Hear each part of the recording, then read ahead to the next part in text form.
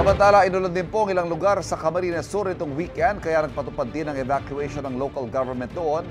Para sa latest sa sitwasyon doon, makakausap natin GMA Integrated News Stringer Piwi Bacunio. Piwi, kumusta ang sitwasyon dyan sa kinaroroonan mo?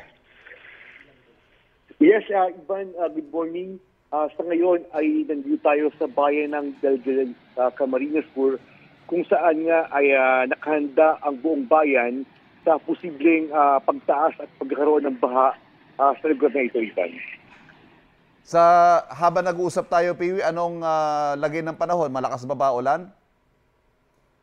Ivan, simula kaninang madaling araw hanggang sa mga oras na ito, bahagya namang gumanda yung panahon sa lugar na ito ng Camarines Sur.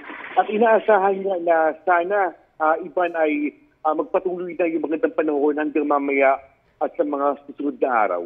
Yung isa sa mga naulat kahapon dyan, Piwi, sa Del Gallego, yung sa spillway, na halos hindi na makita. Anong latest doon kung may impormasyon ka? Iban, kanina ay pinuntahan natin yung area. Sa ngayon ay hindi pa rin passable yung spillway sapagkat ito ay lubog pa rin sa baha.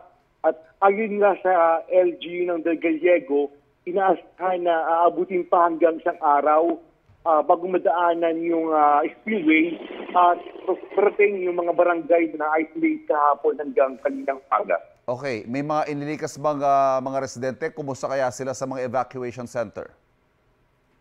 Iban, sa ngayon naman ay wala pa tayong report ng mga inilikas. Ang ginagawa ng LG, yun ng Del Gallego, ay patuloy ang kanilang ginagawang preparation doon sa mga relief goods na dadalhin doon sa mga barangay na isolate para pagbaba ng baha ay madaling mapasok yung mga lugar na ito. Ayun, nabanggit mo mga isolated na barangay, paano nila mararating yun? Kailangan talaga bangka o kaya na ng malalaking truck? Ibang sa ngayon ay talagang kayang pasukin ito kahit bangka dahil yung ilog rumaragasa pa rin. Kaya ang ayon sa LGU ay hihintay na buwaba yung baha para mapasok yung mga barangay na ito. Okay. Pero Piwi, nabanggit mo, naghahanda pa rin sila sa preemptive evacuation. May mga inaasahan pa ba silang pag-ulan? O di kaya baka yung tubig mula sa mas matataas na lugar, baka dumaloy dyan? Tama, Ivan. Ito nga yung sitwasyon dito.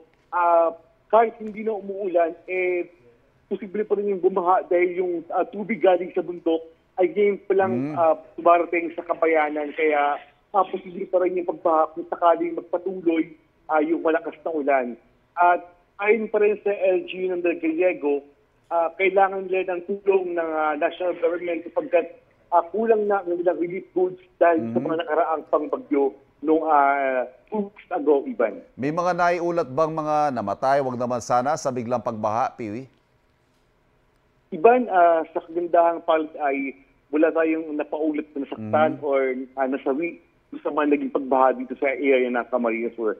Pero sa bayan ng Ragay ay mayroong isang nawawala na hinahanap pa ngayon at sa bayan ng Kabusaw mayroong pong dalawang hinahanap na nawawala rin matapos tangayin ng baha sa spillway kahapon, Ivan. Naku, yan ang babantayan natin. Sana naman matagpuan pa.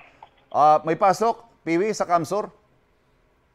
Iban, malaking bahagi ng Camsur ay nagkasunod ng klase ang buong dalawigan kapag talagang inaasahan na uulan pa rin ngayong maghapon. Piwi, maraming salamat sa iyong update mula dyan sa Camarines Sur.